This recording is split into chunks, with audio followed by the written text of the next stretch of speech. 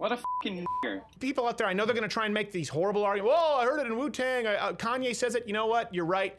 But if you want to try and make that argument in the court of public opinion, good luck. So we have to talk about this. It's been a controversy all across the YouTubes, and this will probably affect everyone who makes their living off of YouTube. PewDiePie has gotten in trouble for a recent video game live stream. We have a clip. Let's show you what he said in his own words in the context first. What a fucking nigger. Jeez, oh my god, what the fuck? Sorry, but what the fuck? What a asshole. I don't mean that in a bad way. All right, okay, so to set this up for people who don't know, who is PewDiePie? Most popular YouTuber there is, 57 million subscribers, 177 million views, I think in the last 8 days. He's more influential than Chris Cuomo in a poncho in the middle of Irma. Certainly a lot richer, 15 million in 2016 just off of his videos. Wow. Okay, so as someone who is a very passionate defender of free speech, I want to make sure that we don't just gloss over this here, okay? Context we've talked about is more important than content.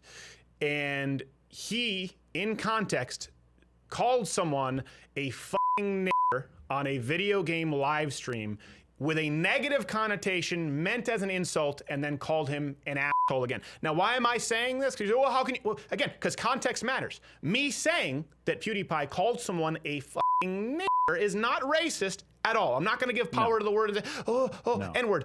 But in the context in which he said it, listen, people out there, I know they're going to try and make these horrible arguments. Oh, I heard it in Wu-Tang. Kanye says it. You know what? You're right. But if you want to try and make that argument in the court of public opinion, good luck. Okay? Someone will find you, and they will end your career. In the context, put it this way. If I were a black guy playing a video game and a guy said that, I'd be like, you know what, man, come on, that seems uncalled for. So, not defending what he said, but I certainly think he has the right to say it. The context here is what makes it so bad. So he has the right to do it, and I wouldn't be at all surprised if sponsors dropped him. Yep, of course. Right? But there's really no sponsor. There's no direct affiliation. There's no Call of Duty PewDiePie edition. But I can understand if I were, for example, if nothing but, I don't know, intergalactic Nazi vampires were wearing nothing but Louder with Crowder merchandise, roaming the streets, I'd be like, could you not? Like, you know, I mean, I understand I can't tell them, but I would rather not be associated with it. By the way, it doesn't necessarily mean that he's a racist. It just means he was trying to insult somebody. I've seen that. People say things when they're mad. But again, and here's something else that's really important. Before we move on to why we need to separate this, comment below whether you think this was out of line, whether you can see how someone might be upset, whether you can see how a sponsor might not want to be associated with it. Because when people falsely are labeled racists or labeled with having made racist statements, we always defend them. I don't think PewDiePie is necessarily racist. I don't think this is indicative. One statement does not mean that somebody is a racist. Right. But I think that this statement taken in its context, it's the kind of racism where like, listen, nobody in 2017 just comes out and calls someone the effing N-word. Okay?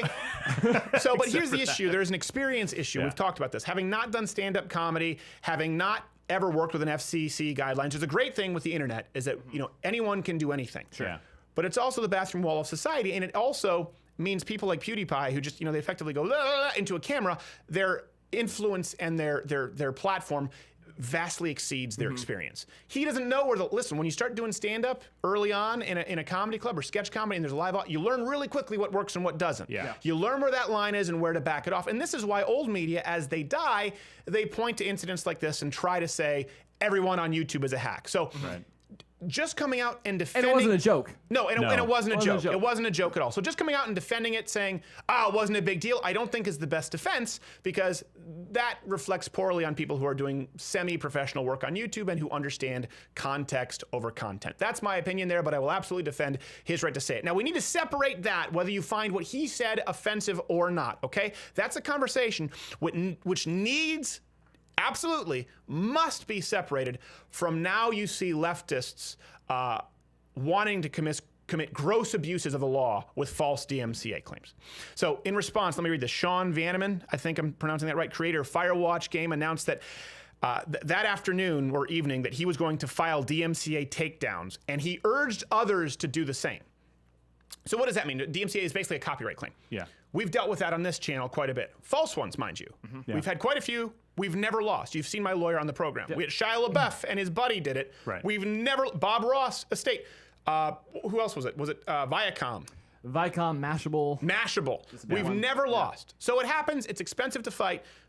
We've had to deal with those. Worth it. But here's the deal. They're not saying this is a copyright violation. They're urging people to go effectively on a flagging campaign in direct violation with the actual copyright laws. Because here's a good example. Their website specifically gives its users the right to stream the game online. This is what they write in the Q&A. Can I stream this game? Can I make money off of those streams? Yes.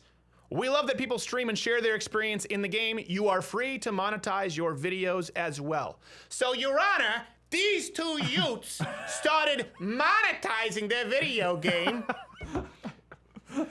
Let's be really clear here. That is legally binding when you put that out publicly. And by the way, the best plug that these games could have, whether the guy says things you like or not, would be to be featured in a PewDiePie video. Oh, he sold so many games from his influence. Yeah. By the way, he wasn't playing this game. So it's not like the guy came out and say, oh, he's playing my game. He's playing Battleground or something. He wasn't playing Firewatch game. The graphics were subpar. I don't know. But the point is, someone else said, hey, he said something offensive playing someone else's game. And so then right away said he was going to file a DMCA and the video is down. We don't know if that's why it's down. But there's a long history of video game companies giving these channels permission to stream as promotion. Here you go. You have permission from Valve, big company. You have permission from Ubisoft. Huge. So these are big deals. And the reason we need to separate whether something is offensive or not versus the law is because that can happen to anyone. We have the right to say whatever we want. We don't have the right to be paid to say whatever we want. Right. Now, that being said, there's a different issue where YouTube, if they lie, for example, and say, hey, you're not going to be affected because you're not hate speaking, but then they hire the SPLC. So there are a litany of issues there to get into. But we understand that if we have sponsors, for example, like Prepare with Crowder right now, and they say, we don't want to be associated with you, that's not a violation of free speech. But when you say we are going to use the law as leverage, even though we know it's not only not in accordance with DMCA guidelines, but it's not even consistent with what we've told people who've gone out and promoted our games, that's where we're dealing with a culture of censorship and a culture that is bred from the left. Because what happens if these video games can do that, right? Well, then John Oliver, Samantha Bee. Opens the door wide open. They can come and do Mashable. Shia LaBeouf, they can come and weaponize DMCA complaints. And here's the thing, they'll abuse this method. The people who will abuse this method the most are the people who actively try to silence anyone who disagrees with them.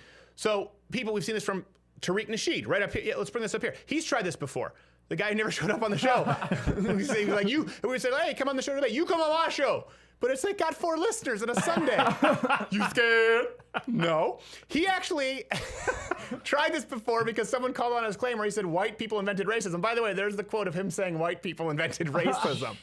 So what did he do? He tried to use DMCA claims. You see this a lot. Mashable. We ran into this where we were criticizing democratic socialism, a video that came from Mashable. Not only were we within fair use, but we were criticizing a video encouraging socialism from a guy at Mashable who was using other clips to refute the ideas of capitalism. So, and we've never, by the way, actively gone out and filed false DMCA claims. No. As a matter of fact, I think there are people out there who have full episodes from our channel they've uploaded, which actually is a violation. We're like, okay, let him keep it. So the thing is, when you have a culture, and there are 2 issues too with YouTube. There's the law, and then there's how YouTube operates. You know this, because you can get signed permission from people to appear in your video. You can. You can submit this and have them on camera giving consent. And then they can go to YouTube and feel like they don't look very good in the video and complain, and YouTube will force you to take it down. That very thing happened before. We forced it to take it down, so it's really difficult to navigate these waters. So again, I can't stress this enough. We've got to separate whether you find what PewDiePie did to be offensive, because that's a conversation that I even see some people on the right and the left having. I get it. But separate that from people who are going and trying to actively commit abuses of the law, because guess what? Then it opens the floodgates, and the people who will do that the most are the people who actively want to silence voices of dissent, the people who will use the mass flagging, people who are made preferred flaggers according to YouTube's program, people who get to define hate speech guidelines. These are the same people who call yours truly and Ben Shapiro a Nazi. Well, if you label everything a Nazi, guess what? Nazis don't get to speak. If you all of a sudden, because you don't like what someone said, even though they've made you millions on video games, and you falsely slander someone with a DMCA claim, guess what? You can label anyone you disagree with a DMCA claim. So that is really important. That is why I hate identity politics on the left and the right. When people say, well, what has your Constitution gotten you? The law. And this is where it matters. We need to have a principled spinal column here. Yeah. And understanding the law and working within those parameters is something that we have been actively encouraging YouTube to do behind the scenes, and I encourage you to do in front of the scenes. You have the right to say what you want to say. You don't have the right to be paid to do it. And anytime we see people trying to use systemic cultural censorship or fear to try and push you to the brink of self-censorship, we got to speak out against it, whether or not the affront was offensive to us personally. Hey, did you like this video? Of course you did.